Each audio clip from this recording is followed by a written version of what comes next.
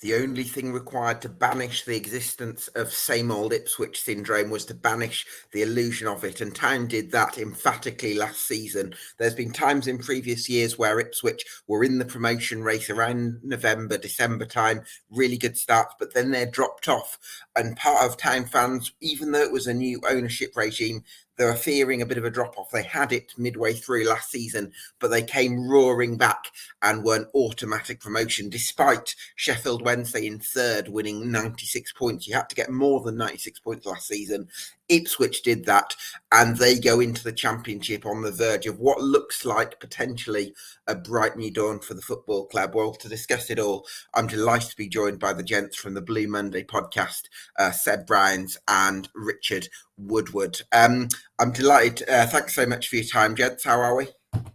Yeah, good, mate. Happy new season. Yeah, it's lovely to have you both on. Thank you so much for your time. Quick service announcement. I'm covering all 72 clubs across the EFL between mid-June and mid-July. Is that all, Gab? Is that all? That's all? Lazy, yeah, absolutely, slacking.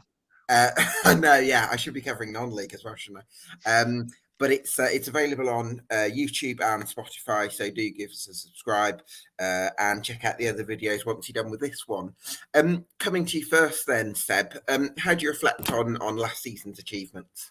It was brilliant, absolutely fantastic. It's the best season we've had as Town fans for probably 2 decades. We had a playoff season under Mick in the mid, 2014-15, but last season was fantastic. Had everything, the first half of the season we were so in control and getting used to kind of McKenna ball, and then a bit of a wobble, and then we'd go out and make some absolutely key signings in the January window that kind of were upgrades on some positions that we'd already spent money on the previous summer. And that run from Valentine's Day onwards. Valentine's Day we drew 0-0 away at Bristol Rovers. The captain's arguing with the fans. I think Wednesday are 7 or 8 points clear with a game in hand, and then from there it's lift off, and it's given us some of the best away days, the best goals away and stuff at Portman Road that we've seen for a long time. And it was phenomenal. We're completely turned around by the game changer ownership in Kieran McKenna, and now we're excited. Who'd have thought an Ipswich fan would get excited about being back in the Championship, having been the ever present, ever steady. Was it 17 years on the bounce we were there, and we were like that. Yeah, always between 10th and 20th throughout our time there. But yeah, excited, ready to go, and it feels like a different league to the one we left behind 5 years ago. But excited to go and excited to see what McKenna can do after a second full pre-season. Yeah, absolutely. It's the more things change, the more they stay the same, Rich, because it's like you're back in the Championship, or even the opposite, should I say, because you're back in the Championship, and yet it feels completely different because of the new ownership, because you've got one of the most exciting coaches in England in Kieran McKenna. This really feels like the club's on the precipice of something special, doesn't it?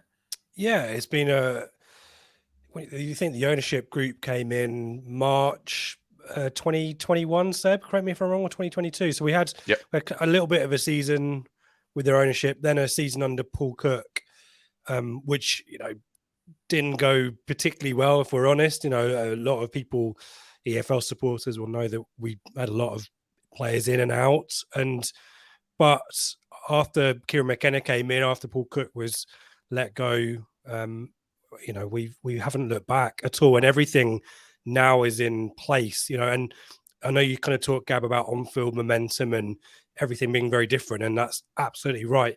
The key thing for a club like Ipswich, though, which is a one-club town, a one-club county, we always joke a little bit when we speak to you, Gab, that we're kind of in the arse end of nowhere, and that's true. But it does mean that when things are right, and when the entire community, the town, the county is engaged and invested in the club, that it's a lot of powerful momentum behind you. And now we've got the ownership. We've got a really astute, very clear leader in Mark Ashton as CEO, and a very astute, excellent coach in Kieran McKenna. Everything is in place. And so that rapid progression, it feels, hopefully, just the start. Certainly does feel like that, doesn't it? Coming to you on that, Seb, we've got to talk about Kieran McKenna and the impact that he's had on this club. An absolute, yeah. The best bit of business we did this summer was that new contract. I mean, he's completely transformed everything. I think a few of us got a little bit nervous when, his contract apparently was a handshake deal after the last game of the season. Mark Ashton revealed we weren't privy to that information as Town fans, and we were getting a little bit nervous when Leeds and Celtic and Leicester were all looking for managers. We have a Telegram group with some LTFC fans, and people were getting a little bit concerned in that one because he is probably one of the top 5 managers outside the Premier League. I think it's fair to say. I think he's absolutely transformed the club, the playing style. I'm really excited to see what he can do after a second full pre-season. And he's just, he's so eloquent the way he talks. He treats everybody with respect. He's a breath of fresh air compared to some managers that we've had in the past. And I think we have to accept that at some point he is going to move on from us. He signed a new 4-year deal. I think if we have a half-decent season in the Championship and maybe finish top 10, I think eyes again next summer might be looking at him. So we've got to enjoy him for as long as we can, because so far in 18 months now of him being our manager, I can't think of 2 or 3 occasions when I think he's got something wrong. He's transformed everything, and please, long may it continue. Yeah, let's hope he stays Ipswich Town manager for a long time, because I would go as far as to say that if it's for more than 2 or 3 years, I think there's a very good chance Ipswich are back in the Premier League. I really do feel that. In terms of the, I suppose it's difficult to be too. You want to be quite scientific about this, Rich, in terms of judging the current squad, because as much as we're talking about the momentum at Ipswich, the togetherness at Ipswich, the how good the structure is, so many positive aspects, I suppose it's difficult to judge the squad to some extent because it's been in League One, and obviously the Championship is a little bit of a step up. So how do you feel about the state of play? The recruitment, Gab, to be fair, has tried to address that. And again, as Ipswich fans, we're quite alert to the amount of criticism that we've got in terms of our transfer budget and the acquisitions that we've made. But so we have to hold our hands up. But when you're signing the likes of Harry Clark, who's ex-Ipswich youth player, but through the Arsenal Academy, but on loan at Stoke. The same with Sam Morsey, recruited from Wigan, having just been in the Championship, Borough in the Championship as well, I think. Lee Evans as well. So there is enough, Christian Walton in goal. I can keep up coming with these examples, Gab. I think that the majority have tasted Championship football, maybe not for an extended period of time. So I think that kind of deals with the level of inexperience that we do have. And, it's worth noting, as much as we are quite rightly lavishing a lot of praise on Kieran McKenna, this will be his first time at this level as well. He is inexperienced at this level too. I think he's clearly shown enough nous and evolution in his style of play that I think will fit hopefully quite well in the Championship. But I think, Gab, there's enough core of a squad there that has the pedigree, maybe not the games under their belt, to give us a good chance. And I know that there might be Plymouth or Sheffield Wednesday fans looking at the chances for the 3 promoted teams in League One. I think all of us have got a better chance than maybe the class of last year. But I do look at our squad and think that the core components are there to make us at least a comfortable Championship squad. I'm not pretending that we're going to be in the top 6 straight away, but I think there's enough about us, Gab, to have that experience. And there's some big players, including Morsey, through that spine that do know about the Championship. Yeah, absolutely. In terms of the players that are going to be most important for Ipswich coming into the Championship, Seb, I would say Leif Davis and Connor Chaplin. Are we talking about those as the main 2? I think so, yeah. I think so, with nods to Walton and Morsey as well. Morsey and will be crucial in the middle of the park. We saw last season how crucial he was to the way we play. He demands standards from other players. He really looks to drive the team. The sexy 2, like you say, are Chaplin, because he's the 26 goal a season man, and Leif Davis with 14, 15 assists, I think it was. They're the 2 that you'd naturally have your eye on. Chaplin's got a bit of experience at this level with Barnsley, was never prolific when he kind of played in the front 2.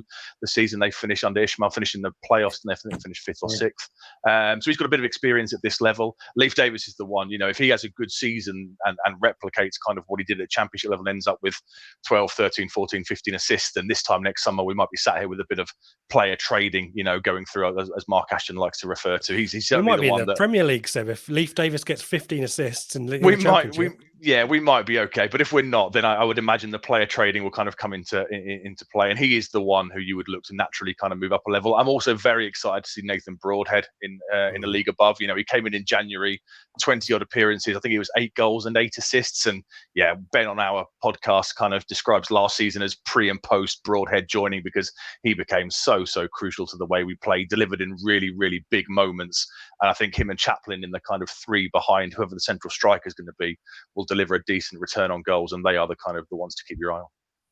Yeah, I think it's interesting, Rich, that Seb mentioned Broadhead there, because I remember you actually helped me out with a little nugget for 442, which I've not forgotten, where he was actually really important in terms of the work rate, in terms of grafting in wide areas, that maybe took some of the strain off Leif Davis. And I just wonder if Leif, his form dropped incrementally for a period where he was asked to cover literally the whole of the left side.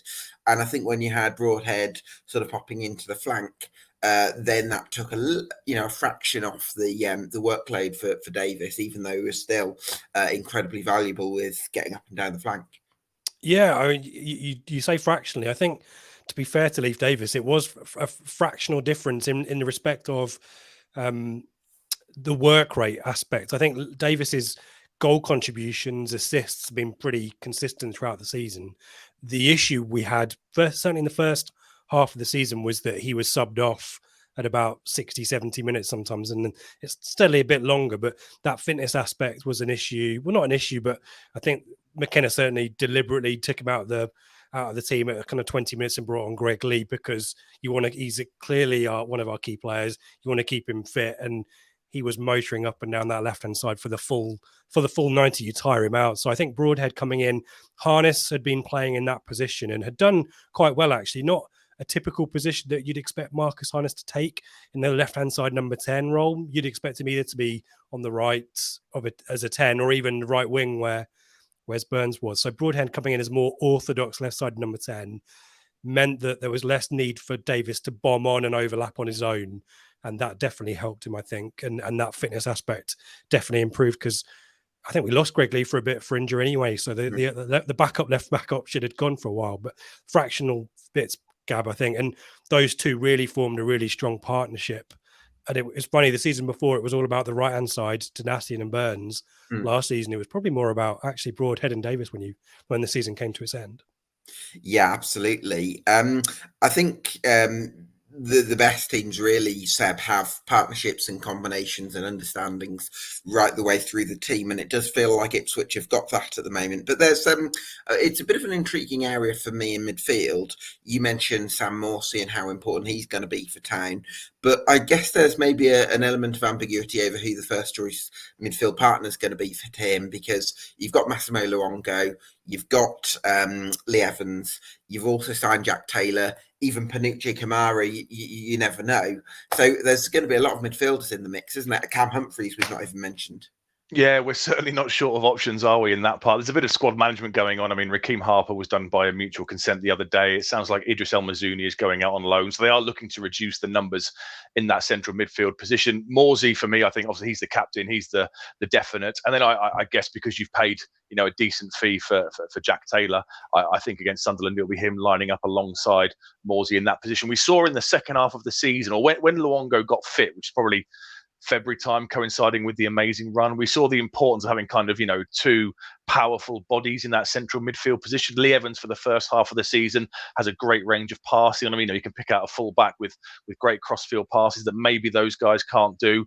But the way the front three attack and the full backs attack, you need that stamina, that physicality, that experience, and that bit of know-how in central midfield. So I think the fact that Taylor is signed for a bit of money means he will start alongside Morsey. Luongo, presumably, then is the bench option. And I'm not even mentioning Dominic Ball yet, who, has championship experience at QPR. So it's going to be interesting for McKenna to see where all these players kind of fit in. Kamara's an unknown quantity.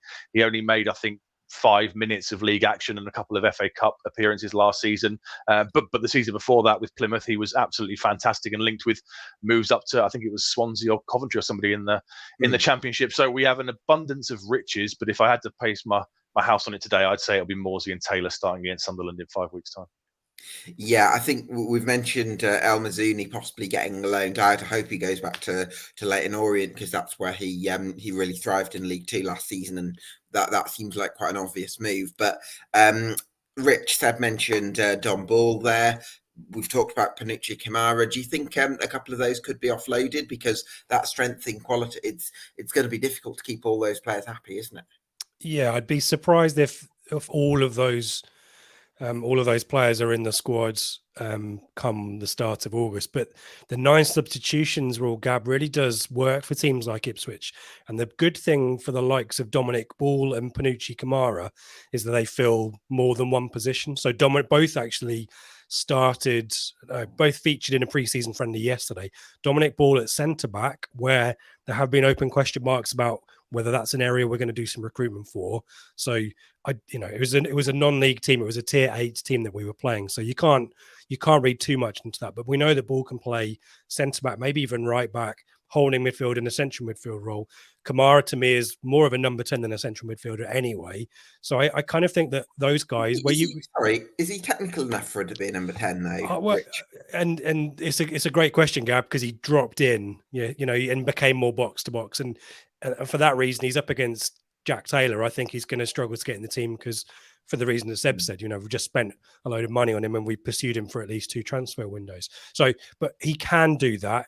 He is quite rangy. He does get up and down the field quite well. So, what I'm saying is he's got more to him than being a sitter. I'm not saying that. I'm not accusing Morsey or Luongo of that. But, Lee Evans, for example, is kind of a quarterback type midfielder, isn't he? He'll sit, ping those crossfield balls. He's good at set pieces, but you can't stick him in at right back, or you can't nudge him up forward and stick him as a number 10. And because I think we might become a little bit more ruthless with our squads. Evans has struggled to see through seasons. It's really sad, because he's statistically one of the best midfielders in League One in both seasons we've had him, but he's also missed a massive chunk of both campaigns. And given we've got to name a 25 man squad, I think it is, Gab, there's a question mark over Evans, as there is with Kamara and his injury as well. So those would be the two maybe that I would have the biggest question mark. I think Kamara might be more of a loan, but Evans, I really like him, and he's a good leader on the pitch as well. But because of that, maybe the lack of versatility in other areas, and because of the injuries, he might be one that moves on. Yeah, possibly. I certainly think Jack Taylor and his box-to-box energy could be really handy, especially in a team that's only going to have 2 out-and-out central midfielders, Seb. Do you know, I first looked at the Jack Taylor signing, and I sort of felt like I was conscious of the numbers of midfielders we had for the reasons we've talked about, and I sort of felt, is he going to be a massive improvement? But listening to Rich talk about the way, firstly the injury problems that Lee Evans has had, also the age profile, I suppose, of Massimo Luongo, Lee Evans, and Sam Morsey, bringing in someone who's a few years younger, and also has that box-to-box element where they can cover so much ground, which you need in a 2-man midfield. I'm kind of coming around to that signing. Yeah, I think so. He fits the model that we're trying to do. He came through at Chelsea, so he's come through at a Premier League academy. He's a good age, 24, 25 years old. He's clearly one we chased for a couple of transfer windows. Darren McAnthony on his podcast has been quite open and said a League One side kept coming in with bids towards the end of the January window, and obviously we managed to get the deal done this summer. So he ticks a lot of the boxes. Interesting, you said a minute ago about playing with a midfield 2. I think obviously it's not going to be the same as last season where we turn up and have 75% possession and 30 shots in the Championship. I think we might have to see a bit of a tactical variation sometimes. So we might well see a midfield 3. Maybe Chaplin can play in off that left hand side occasionally. We saw him do it a couple of times last year, so I wouldn't be surprised if you're going away to, I don't know, one of the big boys. If you're away at Ellen Road, do we maybe see a more solid midfield base, and he puts 3 in there? Maybe you have a Taylor for the energy, you have a Morsey kind of demanding standards and looking to drive with the ball, and maybe like a Dominic Ball or a Massimo Luongo, just to make us a little bit more solid, because this isn't going to be what it was last season where we rock up and just stroll through some games. Can be very, very different, and we've seen under McKenna in the past how he will will change things tactically when he needs to.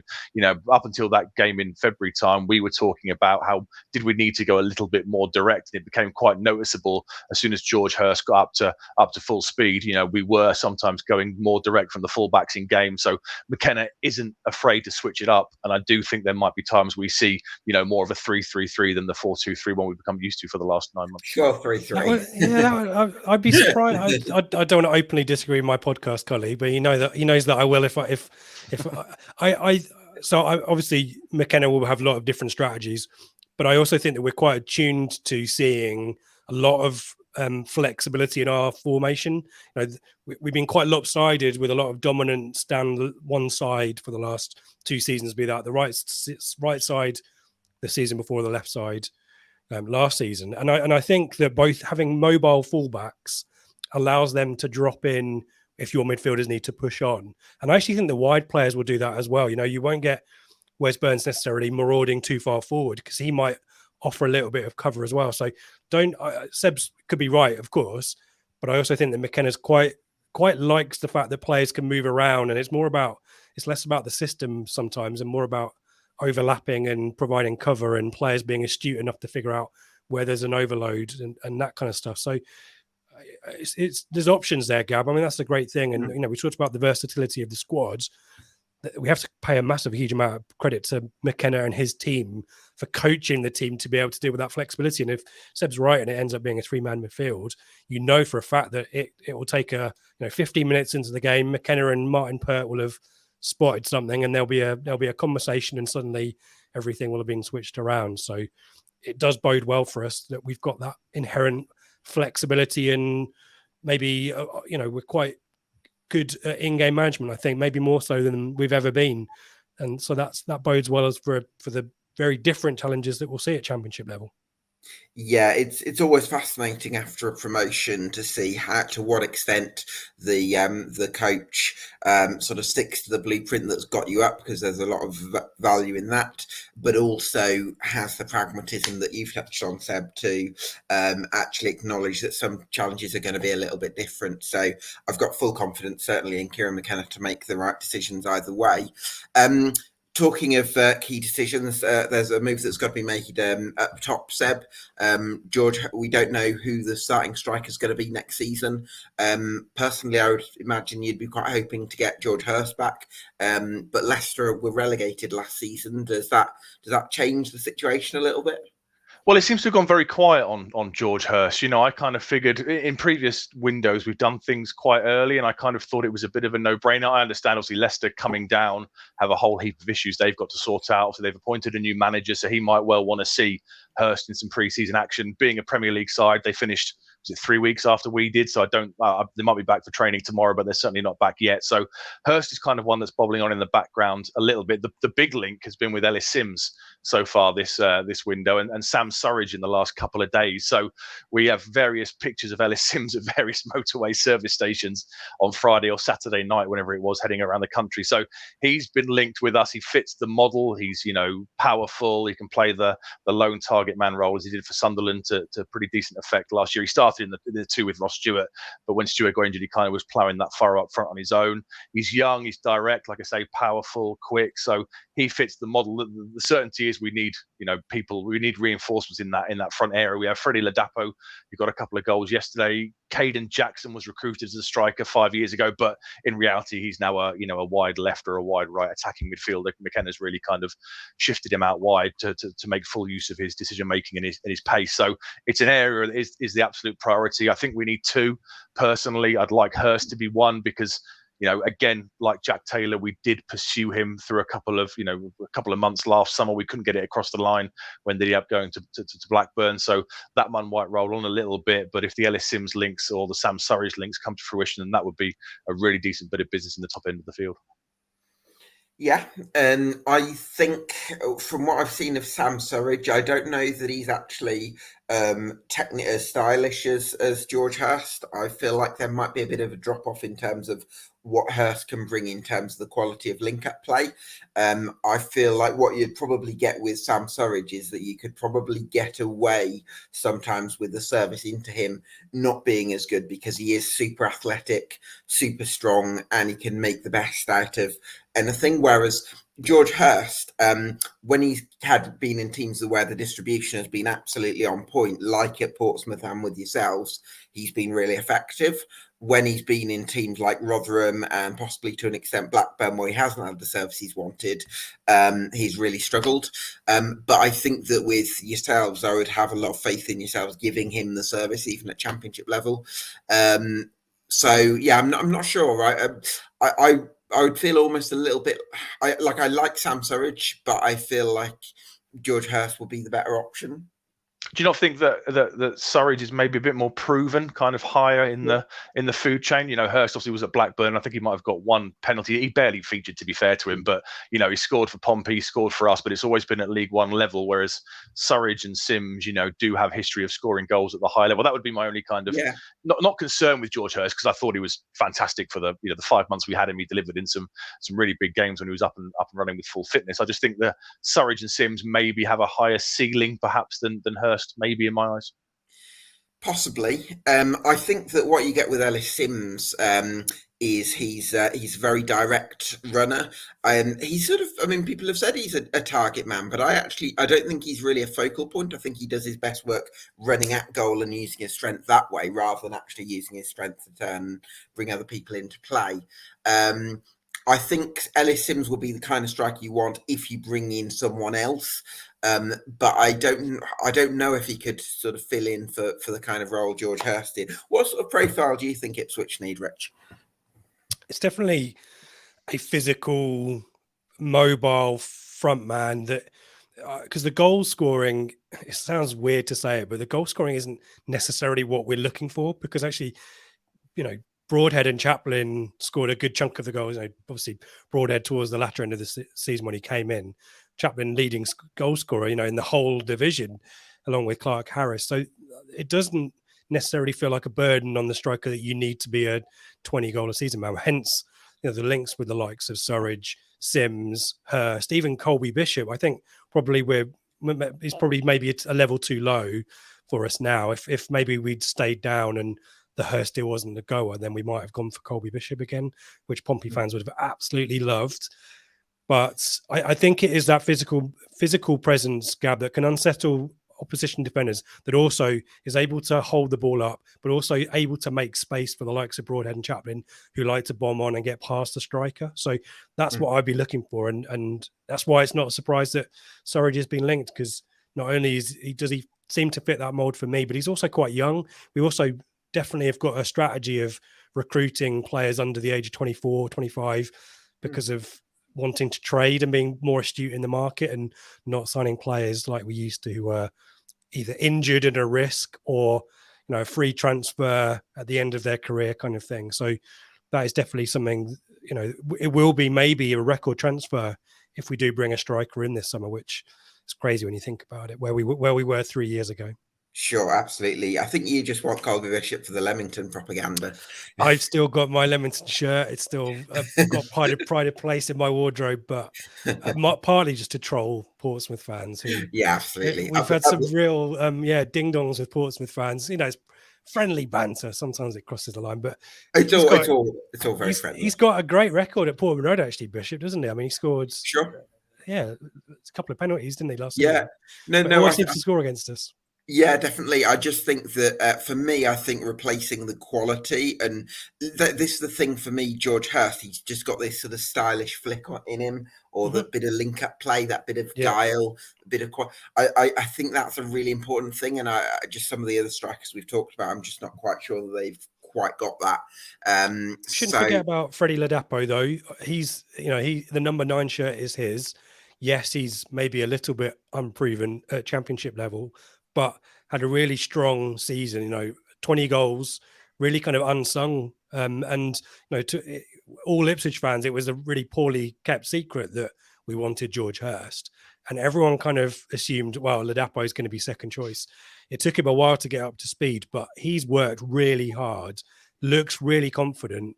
And I'm not pretending that I'd be happy if he's starting against Sunderland, but I also don't have a huge amount of problem with him as long as his attitude is all right, his commitment levels are good, and McKenna believes he can add something to the squad. So we shouldn't forget Freddie, because he's worked really hard and deserves his shot, because he's left promoted Rotherham and could have had a go with them and moved to us. So it'd be good for him maybe to get us a chance. Yeah, absolutely. And also deserving of a shot at the Championship again is Christian Walton, Seb. How influential was he to Ipswich last season? Because I know you alluded to his importance at the beginning of the show. Yeah, he won the Golden Glove, didn't he, for the season for the most clean sheets. He actually had a spell in the middle of the season where his form kind of dipped a little bit, and there was some question marks asked after him. I'll back up as a guy called Václav Hadley, who played against Burnley in the FA Cup, and he's very good with the ball.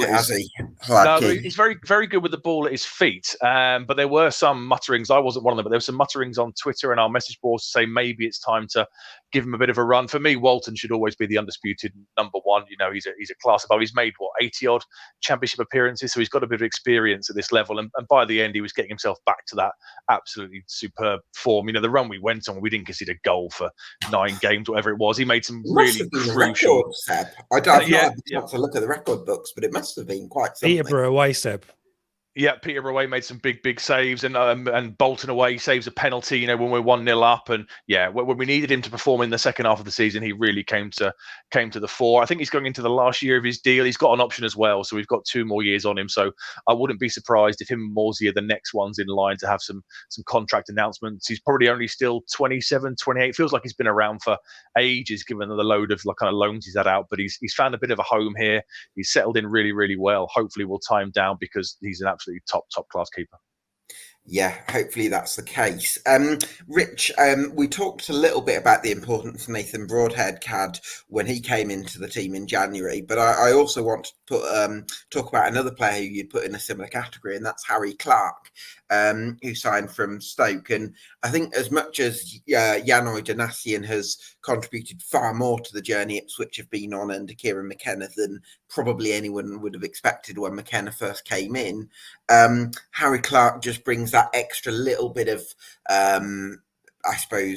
ability, physicality, the height as well, athleticism, so many different aspects. It's just built it up a notch, and I guess it's kind of taken some of the pressure off Wes Burns as well, because even if Wes Burns leaves the ball, you've still got to take on Harry Clarke, and I think as we've seen, that's no easy task.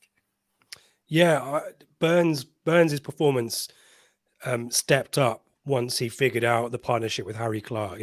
You're right, it did feel at the time really harsh. There were no real, if we were looking back and being honest, no one was saying, we desperately need a right back in January. And yet we kind of, as I said, there's a strategy around our transfers now about upgrading at the right time as well. And Clarke was the first real example we've seen of this. There might be more this summer where players who you think are ever present, untouchable, are suddenly moved to one side if they're of, slightly the wrong side of a certain age. But for me, it was the intensity into which Clarke played the ball into Burns, or even beyond Burns, that Donatian just didn't do. And when Donatian came back into the team, you could tell that pace of thought, that dynamism just wasn't it's as funny high. That, isn't it? It's almost like not so much a fault of Donatian. It's just like when they're compared to just a different standard of player, you kind of notice what he doesn't have more than you would have noticed if Donatian hadn't played, if Clarke hadn't played. Exactly right. And it took Burns a while to get used to it as well. I remember we were talking about, it might be in the Forest Green or the Burton victory, and there was about 4 or 5 times where Clarke played the ball into Burns like rapid fire and miscontrolled it, or the ball went under his foot. Once it clicked, it really worked, Gab. And as you say, the athleticism is probably the big differentiator. Obviously, age. Harry Clarke's got a few years on Janoi Donatian as well. But the other thing as well, which we massively underestimate, we've got, an Ipswich Town, an Ipswich kid at centre-back in Luke Wolford. And Harry Clarke is an Ipswich fan, grew up in the area, obviously went through the academy, but moved on to Arsenal.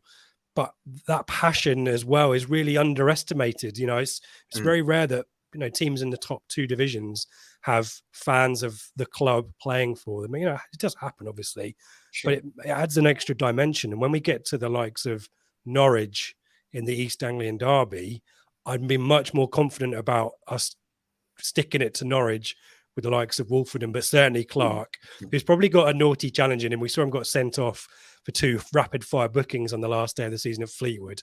But it will be feisty, Gab, and that's what we need in the Championship as well. We don't. Maybe there's an accusation we've been a bit, certainly in League One, a little bit naive, a little bit easy to play against, and Clark brings that devilment as well, which I think is really important.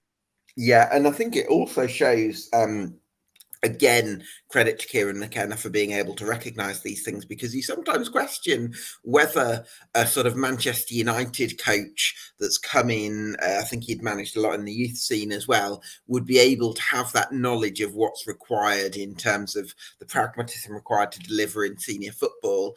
And I think Kieran McKenna, as well as bringing the innovative ideas, has also been able to know what's required from a more practical and less idealistic point of view, and I think that's so impressive. Seb, we touched on Luke Wolfenden there. Are you expecting another centre back to come in, or what centre back pairing do you think will start the season? I think we'll have one come in. Yeah, I mean, Wolfenden and Burgess formed such an amazing partnership towards the end of last season. You know, we've got Wolfenden, who's, like Rich said, is a local lad. He's very comfortable on the ball, can maybe sometimes be a little bit too laid back, but in terms of a ball playing young central defender, he's pretty much, ticks all the boxes. Burgess is the left-footed option who, at the start of last season, I kind of figured would simply be a squad option. He's a big guy. I thought he'd be brought in for the physical occasions, the likes of Wickham away, when you're going to face a barrage of crosses and long balls. But McKenna, another advert for Kieran McKenna's development of players is that Burgess developed into a ball-playing central defender. By the end, he's got a decent left foot, and by the end of the season, he was pinging balls out to the right wing to find Clark and Burns in space. But I do think it's an area we need to improve on. We've got George Edmondson, who has a little bit of Championship experience in the past. I think he was at Derby the year they got relegated, but he's not been able to kind of fulfil his initial promise since he joined us. He's had 2 fairly bad injuries and missed kind of the last 4 or 5 months of both seasons. If he clicks, he could well be an option, because he's certainly got all the attributes. He's strong. Tell you what, just on George Edmondson, Seb, I remember speaking to an Oldham fan probably about 5 years ago now, and he was saying that Edmondson has potential to be better than James Tarkowski. And obviously with injuries and this, that and the other, it hasn't quite panned out as hoped. But if Edmondson, I'm not quite sure what sort of progress he's on at the moment in terms of played yesterday. He played yesterday, so it looks like he's fit now again. So he did play yesterday. I think Edmondson's biggest problem is that Wolfenden's playing in his position. He's much more comfortable on the right-hand side of the defence than he is on the left. So McKenna seems to favour that kind of right foot, left foot balance. We've been linked tonight with Craig Cathcart, who's left Watford, left-footed, experienced. Was he 34, 35? Lots and lots of Championship experience at Blackpool and at Watford, obviously. So we let Richard Keogh move on. So McKenna clearly likes to have that kind of, senior centre-back in the building who can maybe offer advice to the younger players, because Wolfenden's only 23, 24 years old, I think. So it's an area we'll look to improve upon. But I think it'll be Wolfenden plus maybe a new signing on the opening day against Sunderland. If it's Burgess, though, I've got no real issues, because he improved so much in the last 6 months of last season. Slight concern for me with signing Cathcart is that although we've given, and very rightly given, Leif Davis so much praise for his work rate in terms of the ability to get up and down, it is astonishing. He is going to be very attack minded, because he's going to be the one sort of providing the attacking width. And for me, that means that the left-sided centre-back, even if you play a back 4, is going to need to be confident stepping out. I think Cameron Burgess has played on the left of a back 3 for Accrington Stanley a couple of years ago, so that sort of remit is pretty comfortable for him. Whereas with Craig Cathcart, I would think maybe you'd have him in the middle of a back 3, but he is 33, 34 now, and if you get Leif Davis caught really high up the pitch and he's getting back, but you've got a quick inside forward cutting inside, would you necessarily want them running at Craig Cathcart? Yeah, potentially. There's always that choice. They get isolated, then you've got a bit of a problem. But I guess that's where Morsey and Jack Taylor, everyone steps in to kind of cover the space and look to really close down the attacking opposition runs. Yeah, well, hopefully the right solutions can be found. Rich, how many more additions do you think we're looking at between now and the end of the window? If you'd asked me about a month ago, I would have said 4 or 5, because I think we were quite bullish about wanting to do this kind of upgrades in certain positions. But I think we've found it more difficult to get deals done than we thought. I honestly did wonder whether we'd go back in for Jack Taylor, if I'm honest, because I think we might have set our targets a lot higher. The Ellis Sims deal, if it is a deal, is taking forever, and he's now linked with Swansea and Blackburn. He's part of a make weight deal for Wharton. Is it Scott Wharton or Sam Wharton? Adam Wharton. Adam Wharton, thank you. Yeah, so they're offering him as a make weight possibly in that deal apparently tonight as well.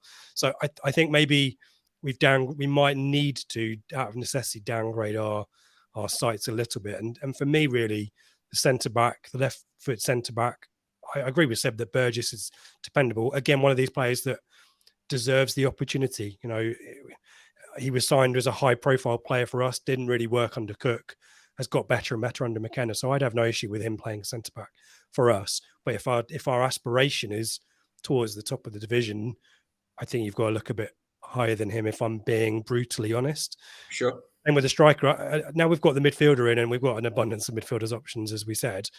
I think the focus has to be the striker, at least one. There has been chat about another winger who can maybe cut in. We've been linked perpetually with a move for Raksaki at Palace. Ooh, I like that one. Yeah, I like him, yeah. I think there might be some last day loans. There's always some season long. I remember when we signed Tom Lawrence on the last day of the window in 15-16 season. That wouldn't surprise me if maybe Hirst comes in as another season long loan as well. But maybe 3, Gab, is probably where I'd go. Centre back, striker or 2, and maybe if we're lucky, maybe a winger, a backup option. I would say if Ellis Sims is the striker you bring in, I would say you want one more who's a bit more of a back to goal type. That would be my instinct on it. And the Hurst line makes sense, doesn't it? In that, if that's what we do, you know, if it's Hurst and another, and it's either one of Ellis Sims or Sam Surridge, that's a good window as far as I'm concerned. And then we'll see what we get with the centre back. Absolutely.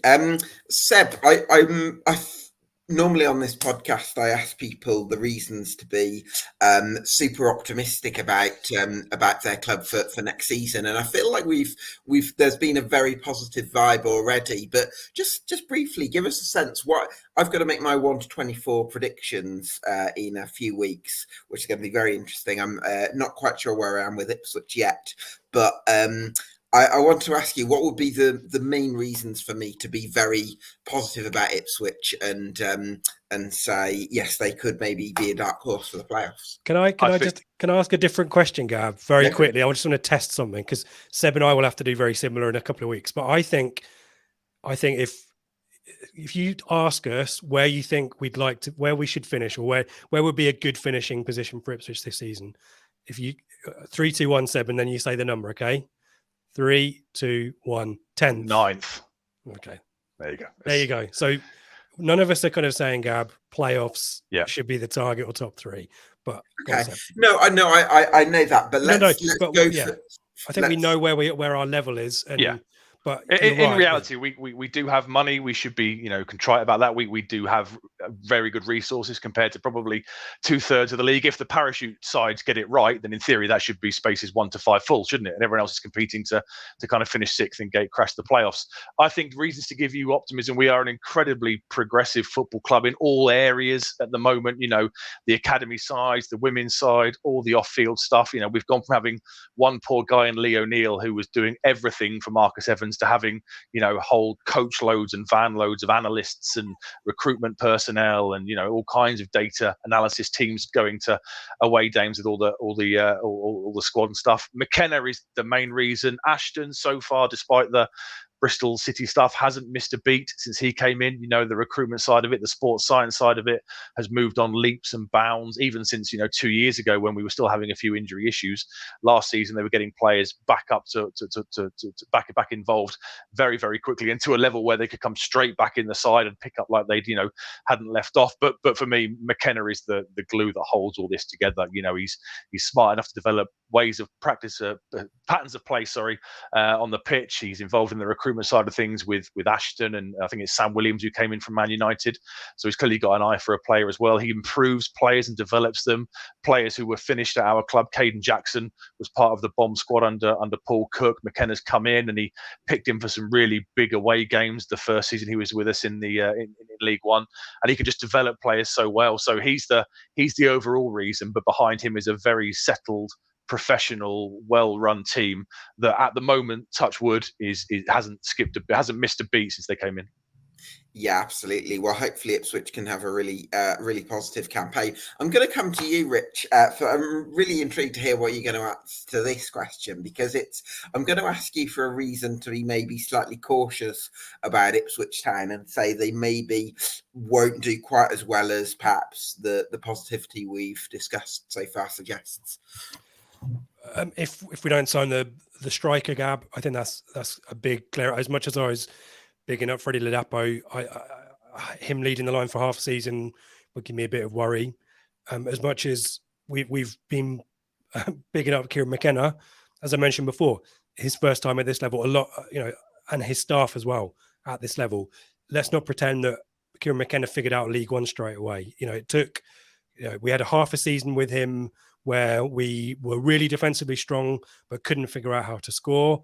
And then that kind of flipped around a little bit, and then brought in Broadhead, brought in Clark, brought in Luongo and Hurst, and everything seemed to click. So the idea that McKenna is going to have an answer for everything, I'm going to answer the previous question for a little bit, but we played Burnley in the FA Cup, home and away, and looked okay. But we know that the Championship is a really fearsome league in respect of high press, and also in respect of teams taking their chances when they're presented with them. League One, you can get away with giving a striker a number 9. I dare slag off James Norwood, but we know that he's the type of striker in League One that would maybe take a few chances to score. You come up against another, Gyökeres or whatever, they get a sniff at goal and they score that chance. And I think sometimes our defence, because we are quite open, we play out from the back, we might be susceptible to teams who want to press us with energy, or we might be our own worst enemy by playing into opposition teams' hands and giving them the chance just by being a bit cocky or overconfident. So that would be where I'd have an issue. But I guess to unwind that somewhat, I'd also expect Kieran McKenna to figure that out. It might not happen straight away. It might take a few weeks and months, but it wouldn't become a chronic issue, Gab. And that's why, again, I've got confidence. If we do struggle early doors, I'd back McKenna to figure it out. But those would be some of the ideas I've got there, Gab, if you're looking to knock us down a peg or two. Absolutely. I've got to try and take everything I can get. McKenna might go to another club. That's a good point, yeah. We get to the October international break and a Premier League team is not having the greatest of season, or a parachute team, dare I say it, has not had a great start. We know that someone might come in. Ipswich fans don't want to hear that, and the new contract possibly fills people with confidence. But we know that if a big team comes in and McKenna wants to go, then it might happen. So that's the other thing. But then you trust Ashton, don't you? I think you trust Ashton, and also I think Ipswich is a really appealing proposition for Kieran McKenna as well. Yeah, I'm trying to be neutral about it, Gab, because I've got blue tinted spectacles. I want McKenna to stay forever, and this is the perfect club for him. We all want to go up to the Premier League together with him. That's the ideal situation here. But we know football is sometimes a bit crueler than that. Sure, it can be, but I think that the structure that Ipswich have got, I think, is in some ways more appealing than a club that might be higher placed right now. Really exciting times, I think, for Ipswich Town, and can't wait to see how you get on next season. And looking forward to seeing you take on the challenge. What are your plans, Rich, for the Blue Monday podcast for next season? First off, Gab, when was the last time you came to an Ipswich game? Oh my God, that was ages ago now. I've not been, because it's so hard to get down to Ipswich because the train prices. When was the last time? I reckon it's going to be.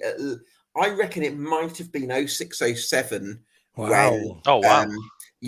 Blues. I think you beat us 1-0. We went up that year, but I think you might have beaten us 1-0 in April. I want to say an Easter weekend. Yeah, that rings a bell. In the black and white kit, I remember that. It's the last time I went to Ipswich. So November 4th is Blues v Ipswich. Gab, I want to see you at the Mackie D's that's in Smallheath beforehand. We'll have a handshake, and then it will be faced off at St Andrews there. So it'd be good.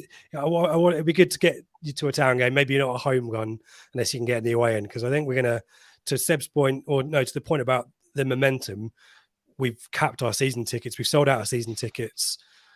So there's going to be big crowds at Portman Road. So getting a ticket is going to be tricky, not impossible, but tricky. So that away day, Gab, we want to sort out a meet up with you. But in terms of Blue Monday, Seb and I are probably going to do a similar 1 to 24. But we are really excited about our pre-match show. That's Seb and I. That's what we do every week. We preview the opposition and try to give respect to the opponent, because it's quite easy for football podcasts, maybe less so these days, but just to ignore them and talk about how great Ipswich are and McKenna's awesome, and just completely neglect to give respect to the opposition. So Seb and I in particular do our pre-match show, which hopefully will go out mostly live on a Thursday evening. Just give the insight onto the opposition, and we love it when opposition fans come and give their insights as well. So that's us, but we are live twice a week, and we're trying to figure out other bits and pieces during the week as well. But we're very active on Twitter, very active on our Telegram group. We've got a private messaging group there. So it's really exciting time on the pod, Gab, and promotion to the Championship is great for us as well. It'd be great to have Leeds fans and Southampton and Leicester fans, and dare I say Norwich fans chipping in as well. Yes, absolutely. Well, listen, go check out the Blue Monday podcast. Such a pleasure to chat about Town with you, Rich and Seb. Thank you so much for your time. Thanks to you for watching at home. Subscribe to us on YouTube and Spotify if you haven't already. This has been EFL Debate, the Ipswich Town Summer Deep Dive with the Blue Monday podcast, and we'll see you again very soon.